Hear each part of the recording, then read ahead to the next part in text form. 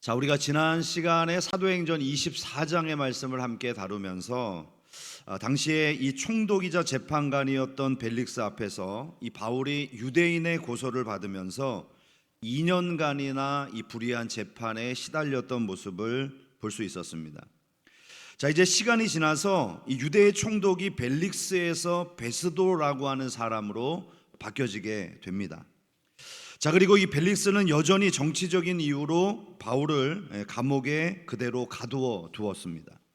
자, 그러므로 이제 바울은 이 베스도라고 하는 새로운 총독 앞에서 자신의 상황을 다시 판단받아야 하는 입장이 된 것이죠. 쉽게 말하면 재판이 원점에서 새롭게 시작된 것입니다. 자, 그래서 오늘 25장의 말씀은요, 이 베스도가 부임하자마자 유대인들의 고소를 다시 진행하는 모습을 볼 수가 있습니다. 우리 25장 1절과 2절 말씀 보실까요? 베스도가 부임한 지 3일 후에 가이사라에서 예루살렘으로 올라가니 대제사장과 유대인 중 높은 사람들이 바울을 고소할세. 자, 새로운 총독이 부임했으니까요, 일반적인 관례대로 그들의 성전이 있는 예루살렘으로 갔었던 것 같습니다. 자, 그런데 그 자리에서 이 새로운 총독을 맞이하는 대제사장과 유대의 지도자들이 무슨 얘기를 하고 있어요? 바울을 고소하고 있는 거예요. 아니, 첫 대면인데 지금 부임한 지 3일밖에 안 된 사람한테 얼마나 집요하게 이야기합니까? 자, 이것은 바로 이 유대인들이 바울의 재판에 대해서 얼마나 많은 관심을 가지고 있었고 이 바울을 상당히 중요한 인물로 여겼다는 것을 보여줍니다. 어찌됐건 유대인들은 정말 집요하고 끈질긴 사람입니다. 아마도 이런 끈질긴 성품 때문에 오랜 시간 핍박을 당하고 어려움 속에 있었지만 신앙을 포기하지 않고 지켜왔는지도 모르겠죠. 자, 여기서 우리는 성격에 강점이 있고 약점이 동시에 존재한다는 것을 참 잘 볼 수가 있죠. 강한 사람은 강해서 좋은데 잘 굽혀지지가 않아요. 유연한 사람은 유연해서 좋은데 이래도 좋고 저래도 좋아요. 좀 중간을 지켰으면 좋겠는데 이 성격에는 이런 강점과 약점이 존재하고 있는 것입니다. 이제 새로 부임한 총독은 오자마자 유대인들의 고소로 인한 재판을 열어야 될 복잡한 상황에 맞닥뜨리게 됩니다. 여러분, 지난 총독이 2년 동안 골머리를 앓았던 재판 아닙니까? 그런데 이런 중대사가 부임하자마자 불거진 거죠. 누가 일을 벌려놓고 누가 설거지를 하는 겁니까? 지금 상황이 그런 거죠. 그런데 본문을 보시면 유대인들은 재판을 열고자 했던 다른 저희가 있었던 것을 볼 수 있습니다. 3절로 가볼까요? 베스도의 호의로 바울을 예루살렘으로 옮기기를 청하니 이는 길에 매복하였다가 그를 죽이고자 함이더라. 자, 그들은 바울을 죽이기 위해서 재판을 열자고 요청한 것입니다. 지금 바울이 어디 있죠? 가이사라에 있어요. 가이사라. 6,000명 이상의 군대, 로마의 군대가 주둔하고 있는 그 가이사라에서 안전하게 보호를 받고 있어요. 비록 감옥이고 죄인의 신분이지만 안전했단 말이에요. 자, 그렇지만 이제 재판을 받기 위해서 예루살렘으로 이송을 해야 했고요. 그들은 그렇게 이송해서 오는 길에 바울을 죽이고자 했던 것입니다. 정말 바울은요, 편할 날이 없는 사람이었어요. 우리가 여러 번 살펴보았지만 바울을 유대인들이 죽이려고 했던 이 일은 이번만이 아니잖아요. 사도행전 9장에 보면요, 바울이 핍박자로서 예수님을 만나고 회심을 하게 되는 장면이 나오거든요. 자, 분명히 예루살렘에는 공문을 청해서 다메섹에 있는 그리스도인들을 잡아서 옥에 가두겠다 그러고 갔어요. 그런데 갑자기 이 사람이 가다가 사라졌어요. 중간에 길에. 그리고 어디서 세뇌가 됐는지 모르겠지만 갑자기 나타나고 뭐라 그럽니까? 예수님이 그리스도시다, 예수 그리스도를 믿으라 라고 증거를 하니까요, 유대인들이 얼마나 당황스러웠겠습니까? 자, 그런데 이런 바울을 바라보았던 유대인들의 반응이 어땠어요? 사도행전 9장 23절 이하입니다.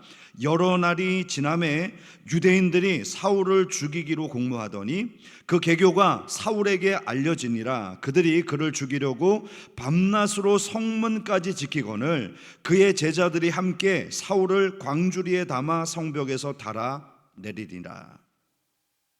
자, 이것이 바울의 고난이 시작된 시점입니다. 자, 이 고난을 시점으로 그는 생명의 위협을 받는 일들이 많이 일어나게 됩니다.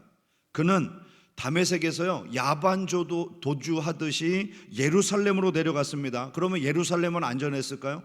더 위험했죠. 왜냐하면 다메섹에 있었던 유대인의 숫자보다 예루살렘에 있었던 유대인의 숫자가 훨씬 더 많았잖아요. 사도행전 9장 28절 이하를 보니까 사울이 제자들과 함께 있어 예루살렘에 출입하며 또 주 예수의 이름으로 담대히 말하고 헬라파 유대인들과 함께 말하며 변론하니 그 사람들이 죽이려고 힘쓰거늘 형제들이 알고 가이사라로 데리고 내려가서 다소로 보내니라. 자, 유대인들이 지금 어려운 상황에 직면했을 때 대처하고 있는 일관적인 방법을 보십시오. 뭡니까? 자신과 반대되면 죽여야 한다. 이것이 유대인들이 가지고 있는 사고였습니다. 어쩌면 이것은 문제를 처리하기에 가장 쉬운 방법 아닙니까? 그러나 이것이 과연 하나님의 방법일까요? 우리는 종종 사람들과의 관계에서 누구를 죽이기까지는 안 하지만 좀 쉬운 방법을 선택하는 경우들이 종종 있습니다. 나와 맞지 않는 사람, 또 누군가 나에게 섭섭하게 한 사람들에 대해서 우리가 취할 수 있는 가장 쉬운 방법 어떤 게 있을까요? 첫 번째, 안 본다. 안 봐요. 그래서 그 사람이 있으면 자리를 피하고, 교회에 있으면 내가 떠나든지 그 사람이 떠나든지 안 본다. 안 본다. 두 번째, 모른 척하고 무시하기, 소위 말해서 전문 용어로 쌩까기. 그래서 투명 인간 취급하는 거죠. 안 본 척하고 이렇게 고개 돌리고 저기 멀리 보고 먼 산 보고. 세 번째, 적당히 그 사람에 대해서 주변 사람들에게 안 좋은 평가를 하는 거예요. 이것도 전문 용어 있죠. 뒷담화. 앞담화를 해야 문제가 해결되잖아요. 앞에서 나 이거 솔직히 불만이었다, 너 이거 고쳐줬으면 좋겠다, 왜 그때 그렇게 했냐, 오해를 풀 거는 풀고 서운한 것은 서로 이야기를 나눠서 사과할 건 하고 화해할 건 해야 되는데 앞담화를 안 하고 뒷담화 하는 거예요.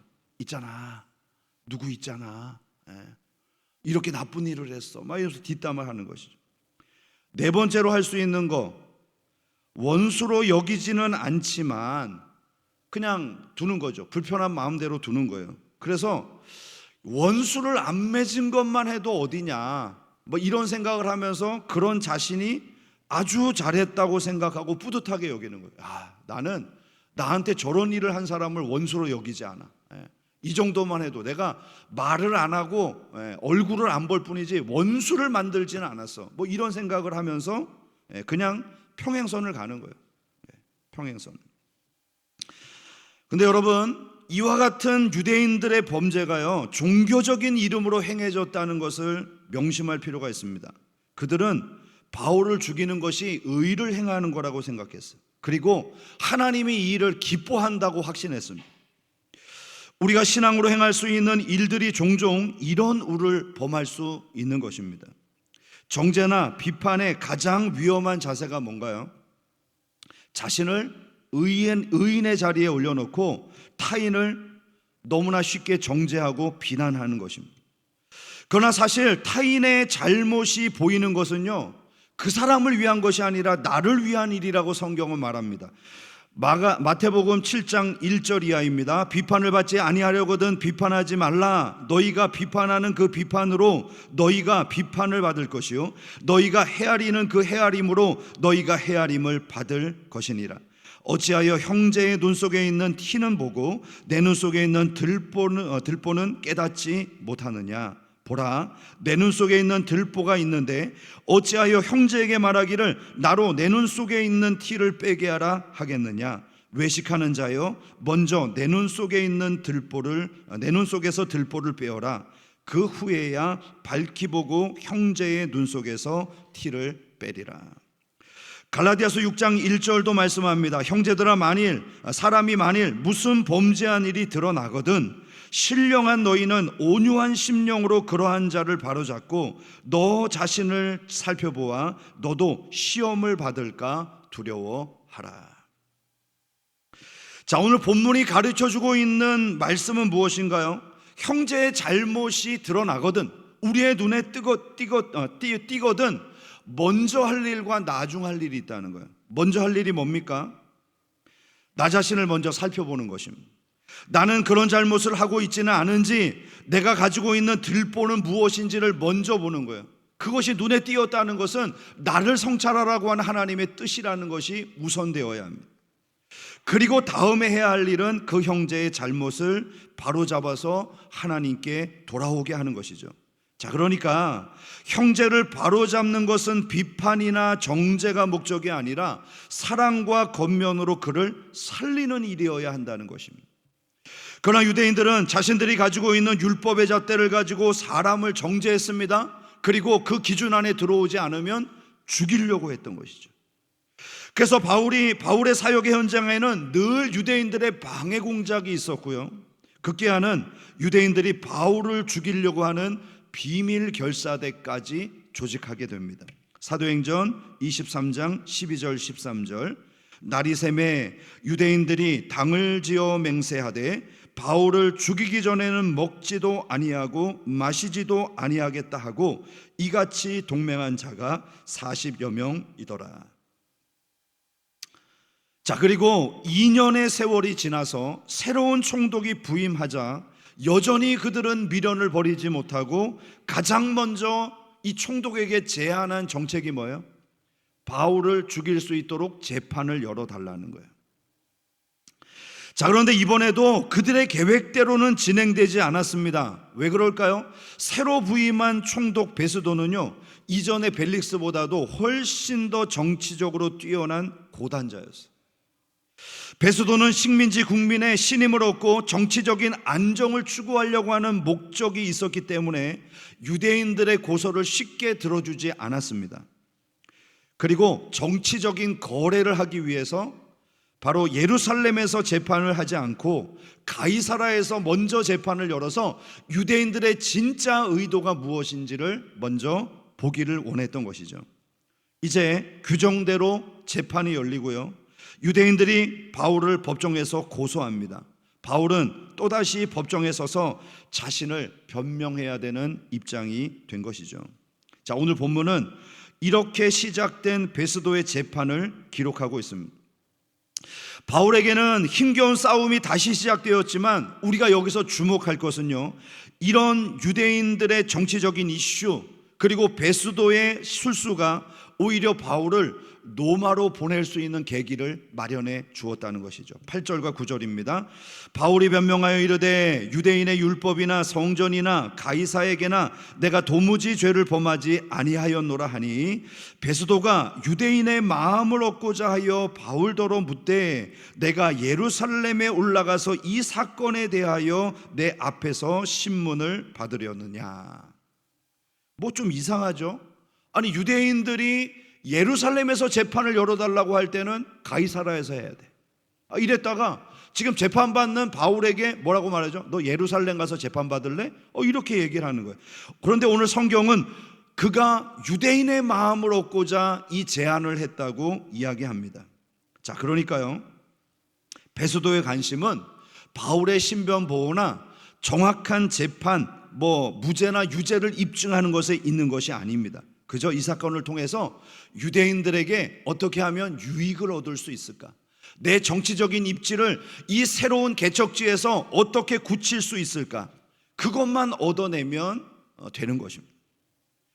이런 뜬금없는 제안에 대해서 뼛속까지 유대인이고 수년간 유대인들의 핍박을 받아왔던 바울은 무슨 의도가 깔려 있는지를 단번에 알았을 거예요. 아마도 바울은 이런 생각했을 거예요. 야, 이거 벨릭스보다 베스도가 더 나쁜, 죄송합니다, 놈이네. 야, 뭐 구관이 명관이라 그랬는데 이 사람이 훨씬 더 나쁘고 더 다루기 까다로운 사람이네, 이런 생각을 하지 않았겠어요? 자, 그러니까 바울은 베스도의 저희를 간파하고 즉각 이렇게 대답합니다. 10절 11절, 바울이 이르되 내가 가이사의 재판 자리 앞에 섰으니 마땅히 거기서 신문을 받을 것이라. 당신도 잘 아시는 바와 같이 내가 유대인들에게 불의를 행한 일이 없나이다. 만일 내가 불의를 행하여 무슨 죽을 죄를 지었으면 죽기를 사양하지 아니할 것이나, 만일 이 사람들이 나를 고발하는 것이 다 사실이 아니면 아무도 나를 그들에게 내어줄 수 없나이다. 내가 가이사께 상소하노라 한대. 바울은 베스도에게 재판을 받으면 좋은 결과를 얻을 수 없다는 판단을 내렸습니다. 그래서 이 상황에서요, 로마의 황제에게 상소를 하는 것입니다. 현대 재판에서도요, 상소를 하면 그 상급 기관의 모든 재판 기록이 넘어갑니다. 그러니까 하급 기관에서는 손을 떼는 거죠. 자, 그러므로 오늘 이 상급 기관에 가이사에게 재판을 요청했다는 건 뭡니까?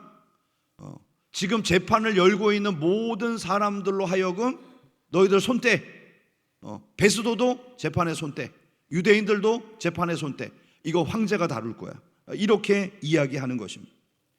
분명 성령 충만했던 바울에게 성령께서 지혜를 주셔서 로마에 있는 황제에게 상소할 수 있도록 했고, 이것이 결국 바울이 로마로 가는 계기가 된 것입니다.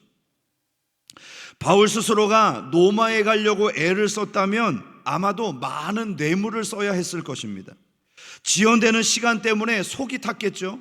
그리고 하나님, 아니 로마에 보낸다고 한 지가 언젠데 한 달이 지났습니다, 2달이 지났습니다, 1년이 지났습니다, 2년이 됐는데도 보낼 생각을 안 하시나요? 답답해 죽겠습니다. 막 이렇게 원망하지 않았겠어요? 그런데 바울은 하나님의 때를 기다리며 하나님의 방법으로 머물고 있었더니요, 그를 대적했던 유대인과 총독이 오히려 로마로 갈 수 있는 기회를 만들어 준 것입니다. 돈 한 푼 안 쓰고, 자기 여행 경비 하나 안 들이고, 뱃삭 하나 안 들이고 로마로 편안하게 군대의 호의를 받으며 갈 수 있도록 해주신 것이죠. 사람들은 항상 하나님의 뜻을 거스르기 위해서 계책을 꾸밉니다. 그러나 하나님의 지혜는 이런 사람들의 장깨를 무력화시킵니다.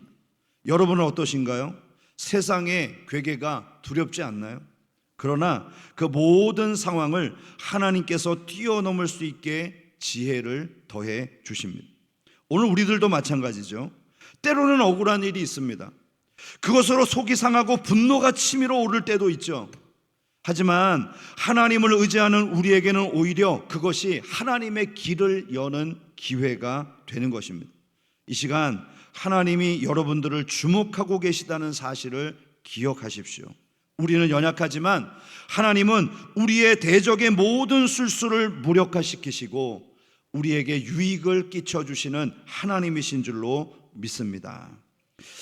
자, 우리는 죄로 물든 세상과 같은 이 축소판, 오늘 이 재판의 자리에서요, 세 부류의 사람들을 볼 수가 있습니다.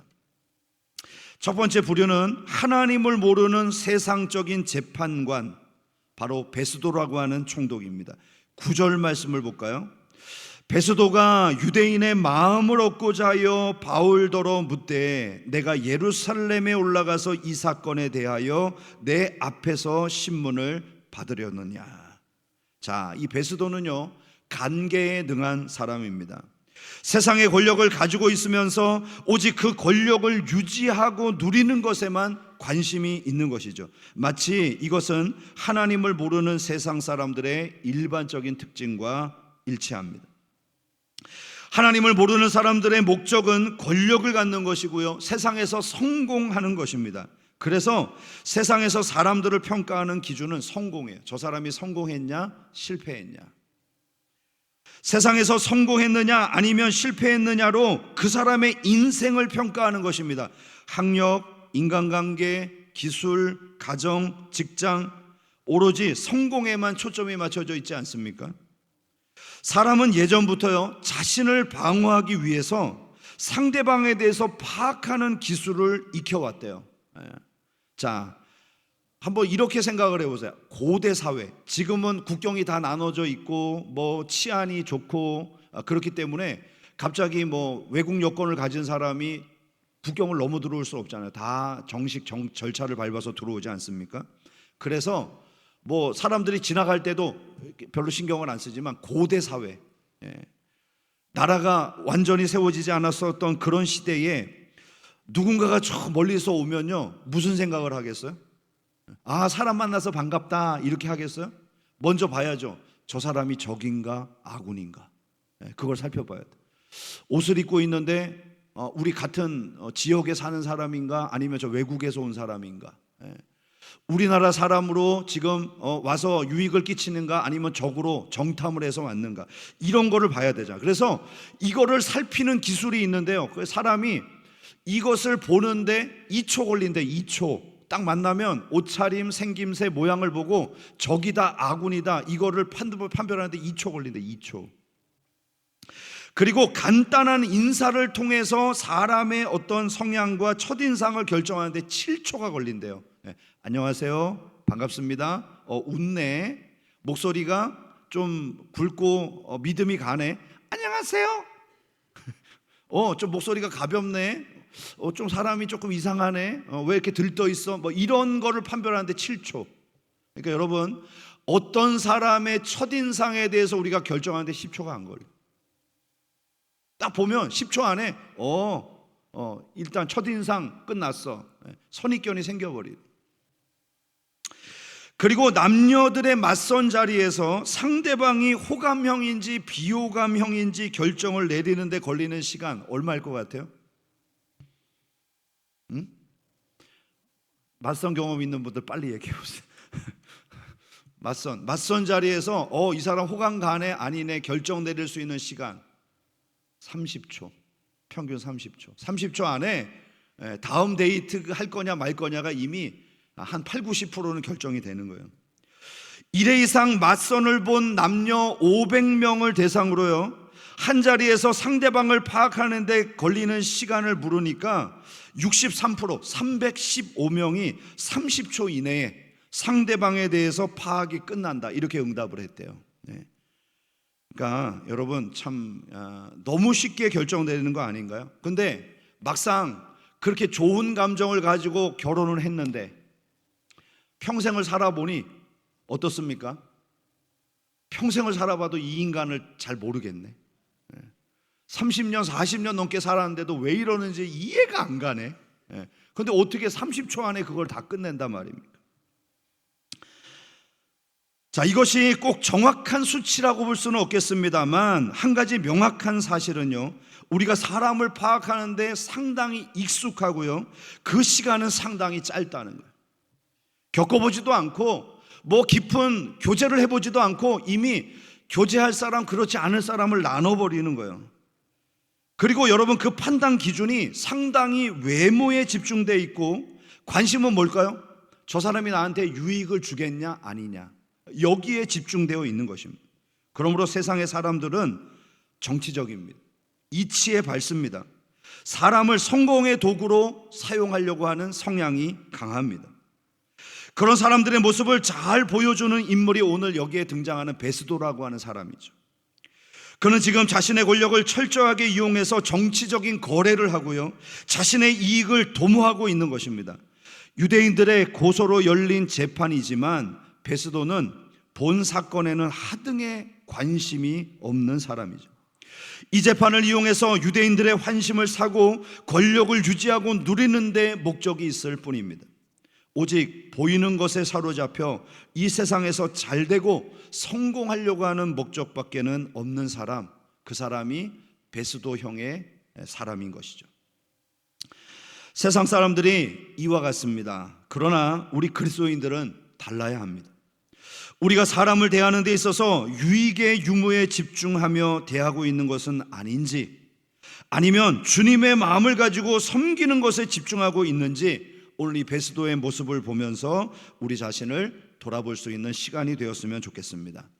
두 번째 오늘 재판정에 등장하는 부류는요, 하나님을 잘 믿고 있다고는 하는데 인간적이고 세상적인 관심에만 머물러 있는 유대인들입니다. 2절 말씀을 보실까요? 대제사장들과 유대인 중 높은 사람들이 바울을 고소할세. 자, 오늘 본문에서 아이러니하게도 이들은 하나님을 대표하는 대제사장, 영향력 있는 유대의 지도자들이 주축을 이루고 있는 것을 볼 수 있습니다. 사실 세상의 권력을 잡고 있는 사탄은 베스도와 같은 세상적인 사람들에게는 별로 관심이 없어요. 왜냐하면 이 사람들은 가만히 내버려둬도 알아서 멸망의 길을 선택하고 알아서 지옥 갈 거니까 그냥 내버려두면 돼요. 자, 그러나 사탄이 정말 공격하는 대상은 믿는 사람들입니다. 믿는 사람들. 그래서 그들은 세상적이고 인간적인 그리스도인들을 주요 타겟으로 삼고 공략을 합니다. 하나님을 믿지만 인간적인 사람들이라는 것은 무엇을 의미하겠습니까? 교회에 다니는 사람이에요. 기도는 하지만, 예배는 드리지만, 예수님을 믿는다고 하지만 실상을 보면 하나님 없이 성공만 추구하고 자기중심적인 삶을 살아가는 사람들인 것이죠. 이런 사람들을 좋게 표현해서 미성숙한 그리스도인, 구원 안으로는 들어왔지만 아직 성장하지 못한 어린아이와 같은 신앙을 가진 사람이라고 말할 수 있습니다. 어떻게 보면 그들은 교회를 위하고 공동체를 위해서 헌신하기도 합니다. 그러나 정작 하나님을 위하는 지혜나 신앙은 없는 것이죠. 그저 자신의 좋은 대로 판단하고 자신의 경험이 진리인 것으로 착각하며 행하는 사람들입니다. 신앙적인 것을 이야기하지만 그것은 성경적이지 않은 것이죠. 그래서 그 궁극적인 마음을 살펴보면 자기중심의 가치를 가지고 있는 거예요. 보기에 좋은 대로, 자신의 좋은 대로 행하는 것입니다. 그런데 여러분, 하나님을 믿으면서 자기중심적인 삶을 살아갈 수 있을까요? 그럴 수 없습니다. 이거는 철저하게 배치되는 다른 성향입니다. 참 어려운 일이거든요. 주님께서는 철저하게 자기를 부인하라고 우리에게 요구하잖아요. 그러나 이들은 보이지 않는 하나님을 믿으면서 판단은 어떻게 하죠? 이성적으로 해요. 아니, 보이지 않는 하나님을 믿으면서 판단은 이성적으로 하면 어떤 일이 일어납니까? 하나님의 말씀보다는 자기의 가치관이 우선하게 돼요.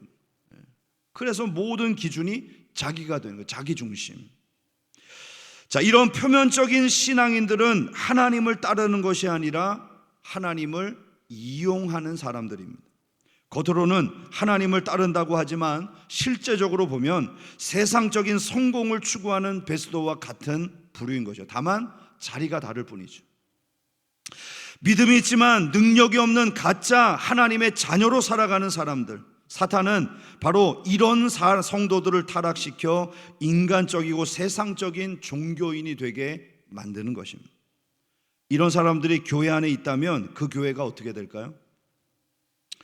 사실 교회의 가장 심각한 문제는 교회 밖에서 다가오는 핍박의 사람들이 아니라 교회 안에서 그리스도의 복음을 능력 없게 만들어버리는 사람들입니다. 이런 사람들은 교회의 본질에 집중하기보다는 본질이 아닌 것을 가십거리로 만들어서 사람을 분열시키고 교회를 어지럽게 만드는 것이죠. 오늘 유대인들이 싸워야 될 대상은 누구입니까? 바울이 아니라 로마인이었습니다. 바울이 아니라 베스도였습니다. 그들에게 가장 위험한 사상은 복음이 아니라 유대주의였습니다. 그러나 그들은 복음의 본질을 잃어버리고 오직 바울을 죽이는 일을 사명으로만 여기고 집중하고 있었던 것이죠. 참으로 우리는 지금 하나님을 믿는다는 유대인의 세력이 얼마나 복음을 방해하고 있는지를 잘 보고 있는 것입니다. 오늘날에도 이러한 세상적인 그리스도인들이 교회를 대표하는 사람들이 되어서 문제를 일으키고 교회가 지탄을 받게 하고 있습니다. 우리 사회에서 보잖아요. 유명한 그 어떤 사람들. 결국에는 소수의 신실한 성도들만이 하나님의 길을 걷고 있는 안타까운 현실인 것이죠. 저는 오늘 우리 모두가 하나님의 은혜를 사모하며 달려갈 수 있는 세 번째 부류의 사람, 이 사람이 될 수 있기를 축복합니다. 세 번째는요, 전인격적으로 하나님을 만나고 이제는 어떠한 대가를 치르더라도 온전히 하나님만 따르겠다고 결심한 사명의 사람, 바로 바울입니다. 8절 말씀을 볼까요? 바울이 변명하여 이르되 유대인의 율법이나 성전이나 가이사에게 내가 도무지 죄를 범하지 아니하였노라 하니. 자, 오늘 본문을 보시면 바울은 베스도의 정치적인 계략 앞에 무력한 사람이었습니다. 유대인들의 도전에 대해서 그저 변명할 뿐입니다. 뭘 할 수 있어요? 그가 권력을 쓸 수 있습니까? 돈을 가지고 이 재판에 뭐 힘을 쓸 수 있습니까? 아무것도 못하는 약자입니다. 그는 여전히 고소당하고 있고 소수의 사람들로 핍박을 받고 있는 사람이었습니다. 하지만 결국 이러한 하나님의 자녀로 인해서 세상이 구원을 받게 된다는 사실입니다. 자신을 부인하고 세상적이고 인간적인 성공을 따르지 않는 오직 예수님만 따르는 사람, 바로 그 사람이 바울이었던 것이죠. 오늘 우리의 기준을 어디에 둘 것인가가 참으로 중요합니다. 우리의 기준이 절대 다수를 향해서 간다든지 성공과 유익에만 집중하고 있다든지 공동체보다는 개인에게만 관심을 가지고 있다면 우리는 어쩌면 하나님과 반대되는 방향을 선택해서 가고 있는지도 모르겠습니다. 마태복음 7장 13절과 14절은 이렇게 말하죠. 좁은 문으로 들어가라. 멸망으로 인도하는 문은 크고 그 길이 넓어 그리로 들어가는 자가 많고 생명으로 인도하는 문은 좁고 길이 협착하여 찾는 자가 적음이라. 하나님이 원하시는 길은 바울처럼 어쩌면 죽음이 보이지만 생명의 길, 고난이 있지만 상급이 있는 길, 많은 사람들이 꺼려하지만 가치가 있는 일 아니겠습니까? 그런데 참 이런 길을 선택하기가 쉽지 않죠. 저 자신도 참 어렵다는 생각을 합니다. 우리 모두마다 바울이 받는 도전을 지금 받고 있고요, 바울과 같은 선택을 해야 하는 상황을 만나고 있습니다. 벌써 25년이 지났습니다. 2001년 9월 11일 9.11 테러를 기억하시죠? 미국이 충격적인 사건을 만났습니다. 자, 그것은 바로 테러범들이 항공기를 탈취해서 미국 경제의 상징이었던 뉴욕 세계무역센터 쌍둥이 빌딩 중에 하나를 돌진해버린 거예요. 추돌해버린 것입니다. 당시에 이 건물이 무너질 위기가 있어서 많은 사람들이 대피를 했거든요. 자, 어디로 갔을까요? 건물과 반대되는 방향으로 뛰었을 거 아닙니까? 조금이라도 이 건물과 멀어지기 위해서 달렸어요. 자, 이때 이 죽은 민간인이요 2,749명이래요. 거의 3,000명의 사람들이 죽었거든요. 뭐 너무나 충격적이고 세계적인 테러였죠. 이렇게 많은 사람이 한꺼번에 죽은 것도 정말 최초의 사건이지만 미국이 그 방공의 그 경계를 다 뚫고 이렇게 됐다. 이게 너무나도 큰 충격이었습니다. 근데 여러분, 많은 사람들이 건물의 반대 방향을 향해서 달리는 그때에 오히려 건물을 향해서 달려간 사람들이 있습니다. 그 사람들이 누구냐면 경찰관과 소방관들. 그들은 외쳤습니다. 빨리 뛰세요. 저 건물 반대 방향으로 빨리 뛰어가세요. 그러면서 자기들은 건물을 향해서 달려갔어요. 왜 그랬을까요? 거기에 아직까지도 생명을 위협받고 있는 사람들을 살리기 위해서 달려간 것입니다. 여러분이 9.11 테러 때 죽었던 사람들이요, 소방관과 경찰관의 숫자가 343명이에요. 아까 민간인이 얼마 죽었다고요? 2,700명, 3,000명 정도가 죽었는데 그것보다 10%가 훨씬 넘는 소방관들이 또 경찰관들이 여기에서 사람들을 구조하다가 세상을 떠났습니다. 어쩌면 그들은 자신이 살기 위해서 많은 사람들이 달려가는 그 방향으로 갈 수 있었습니다. 그렇지만 그들은 바로 사람들의 생명을 살리기 위해서 사고의 현장으로 뛰어가는 소수가 되기를 원했던 것이죠. 저는 우리가 신실한 소수인 이 바울과 같은 사람들이 될 수 있기를 소망합니다. 여러분, 기독교는 애매모호하지 않습니다. 분명한 메시지를 전합니다. 만약에 어떤 사람이 여러분에게 당신에게 있어서 예수님은 어떤 분입니까? 복음은 우리에게 어떤 것을 주고 있습니까? 라고 묻는다면 우리는 단 1초도 망설이지 않고 예수님은 나의 구원자가 되시고 오직 예수님으로 인하여 우리는 구원받을 수 있다는 이 복음의 메시지를 확실하게 증거할 수 있어야 합니다. 내가 체험한 예수, 인격적으로 만나서 지금도 나와 함께하고 계시는 그 예수님을 전할 수 있는 우리가 되어야 합니다.